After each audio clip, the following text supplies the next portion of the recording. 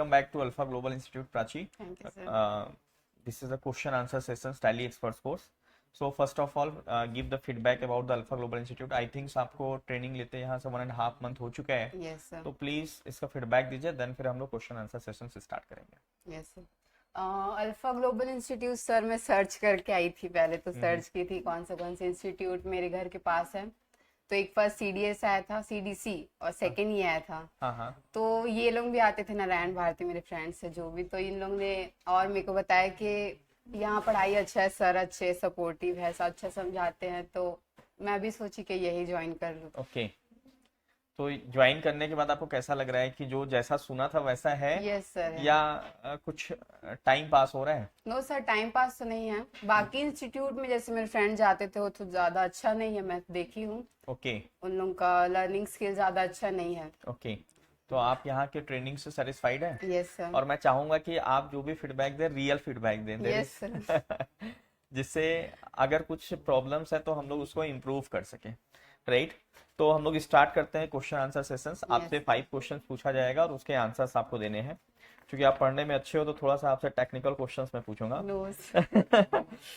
So first question is कि closing stock की entry Tally में कैसे करते हैं? सर पहले तो लेजर बनाते हैं, stock under stock in hand. हाँ, मैन्युअली एंट्री करनी हाँ, है ना? मतलब फिर- हम स्टॉक मेंटेन नहीं कर रहे हैं टैली नहीं, में नहीं.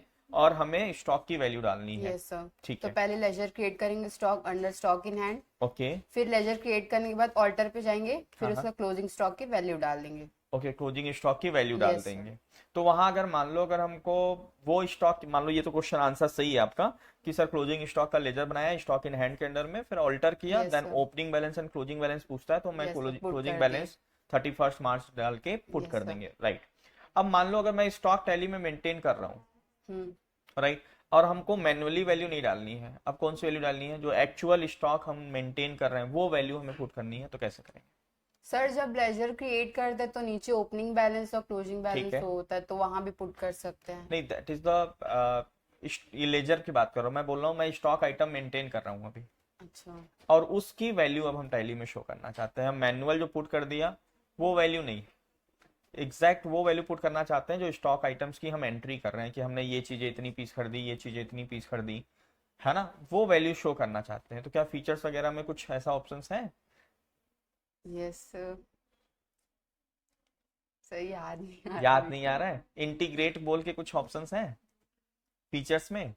Yes sir, integrate accounts. हाँ, उसके बारे में बताइए कि उस ऑप्शन को यस या नो करेंगे तो क्या इम्पैक्ट पड़ेगा. सर यस करेंगे उसको. ओके. अगर उसको यस करेंगे तो कौन सी वैल्यू शो होगी? Landing cost. चलिए ठीक है, दैट्स गुड. मान लो फर्नीचर हमारे पास 50,000 रुपीज का है और उस पर 10% डेप्रिसिएशन चार्ज करना है, तो क्या एंट्री करेंगे? Sir depreciation account debit to furniture account. अच्छा, ये एंट्री क्यों? डेप्रिसिएशन डेबिट क्यों हो रहा है और फर्नीचर क्रेडिट क्यों हो रहा है? सर क्योंकि एक्सपेंस है, डेप्रिसिएशन इंक्रीज हो रही है तो डेबिट. ओके. एक्सपेंसेस से कौन सा बैलेंस होता है? Debit balance. Debit balance. वो इंक्रीज हो रहा है इसलिए डेबिट Yes, हो रहा है. sir. और फर्नीचर क्रेडिट क्यों हो रहा है? सर क्योंकि हमारे एसेट्स का वैल्यू कम हो रहा है तो ओके. डिक्रीज होगा. नहीं, इसको थोड़ा क्रेडिट. सा और एक्सप्लेन करो, मतलब मॉडर्न अप्रोच को वैलिडेट करो. अच्छा, जैसे फर्नीचर एसेट्स है, Okay. एसेट्स डेबिट बैलेंस होता है, वो डिक्रीज हो रही है तो क्रेडिट हो गया. ओके. उसकी वैल्यू डिक्रीज हो रही है, डेबिट बैलेंस डिक्रीज हो रहा है, तो वो क्रेडिट होगा. क्रेडिट हो गया. अब ये बताओ आप कि इस डेप्रिसिएशन की एंट्री टैली में कैसे करेंगे? कौन सा वाउचर सेलेक्ट करेंगे? कैसे एंट्री करेंगे? सर जर्नल में कर सकते हैं. ओके. नहीं कर सकते हैं, जर्नल में ही करना जर्नल चाहिए. में करेंगे. यस जर्नल में ही करेंगे. Yes, sir. इसको फिर हम लोग पेमेंट में ये सब में नहीं नो करेंगे. सर. ठीक है. क्या जर्नल वाउचर्स में इसको एंट्री करते हैं? Yes sir. Very nice.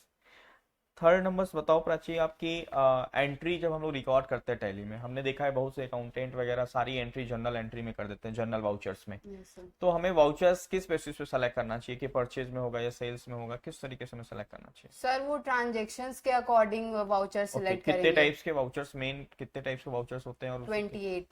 28 vouchers होते Yes, हैं. sir. कंफर्म? नहीं 24 वाउचर्स 24 होते हैं. वाउचर्स ग्रुप होते हैं. उसमें 28. मेन वाउचर्स कितने होते हैं?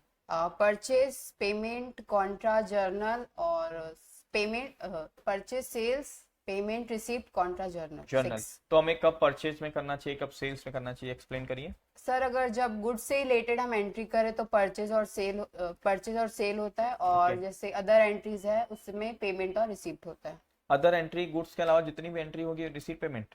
नो सर वैसा नहीं है। हाँ तो बताओ, क्लियर करो एक एक वाउचर्स के बारे में क्लियर करिए। सर जैसे कुछ जैसे आपने परचेस, बताया कि गुड्स परचेज सेल करेंगे या गुड्स से रिलेटेड एंट्री करेंगे तो या परचेज करेंगे या सेल करेंगे तो Yes, परचेज sir. सेल्स में हो गया। रिसीट वाउचर में एंट्री कैसे करेंगे, कब सर करेंगे? जैसे किसी ट्रांजेक्शंस के अगेंस्ट हम रिसीव कर रहे हैं तो रिसीप्ट का वाउचर क्रिएट करेंगे, Okay. सॉरी सिलेक्ट करेंगे। ओके, रिसीट पैसा अगर रिसीव हो रहा है तो Yes, sir. रिसीट वाउचर हो रहा है, और गुड्स अगर बेच के पैसे रिसीव हो रहे हैं तो भी रिसीप्ट सर। रिसीट में, मतलब Yes, कैश सेल sir. करेंगे तो भी रिसीट Yes, वाउचर में sir. होगा पक्का? कैश सेल अगर करेंगे तो रिसीट वाउचर में होगा या सेल्स वाउचर में होगा? सेल्स सर, सेल्स में सेल्स, होगा। यस अच्छा, सर। मतलब अदर देन सेल्स रिसीट जो है रिसीट Yes, वाउचर sir. में होगा। और पेमेंट का पेमेंट कॉन्ट्रा में बताइए कौन सा वाउचर का? सर कॉन्ट्रा में बैंक से रिलेटेड होता है, बैंक टू बैंक। अगर हम कैश ट्रांसफर कर रहे हैं, कैश Okay. में बैंक कैश जमा कर रहे हैं बैंक में, वो बैंक से विड्रॉ कर रहे हैं, वो सारी बैंक से रिलेटेड एंट्री कॉन्ट्रा में होती है। अच्छा, ठीक है। और जर्नल वाउचर? जर्नल सर जो भी मतलब जिस जैसे भी ट्रांजेक्शन अगर किसी में फिक्स नहीं हो रहा है तो उसको उसको जर्नल वाउचर में फिक्स कर देंगे। Yes sir. ठीक है। अभी अपने आंसर्स में आपने दिया कि सर गुड्स का परचेज सेल जब करते हैं तो उसको परचेज सेल्स वाउचर बोलते हैं। यस गुड्स होता क्या है? अगर मैं फर्नीचर परचेज कर रहा हूँ कौन सा वाउचर में एंट्री होगा? सर वो मान लो अल्फा ग्लोबल इंस्टीट्यूट है, इसके बिजनेस तो आप समझ रहे हैं, ये हाँ। ट्रेनिंग देना काम है। अगर फर्नीचर परचेज कर रहे हैं तो कौन सा वाउचर में एंट्री होगा? Sir payment. पेमेंट। और उधार में परचेज कर रहे हैं तो क्रेडिट में? सर पेमेंट में ही होगा। अगर हम क्रेडिट में भी खरीदते हैं यस तो भी सर, पेमेंट वाउचर्स पेमेंट में में ही करेंगे। होगा। ठीक है, ठीक है। एक बार जोरदार ताली हो जाए प्राची के लिए।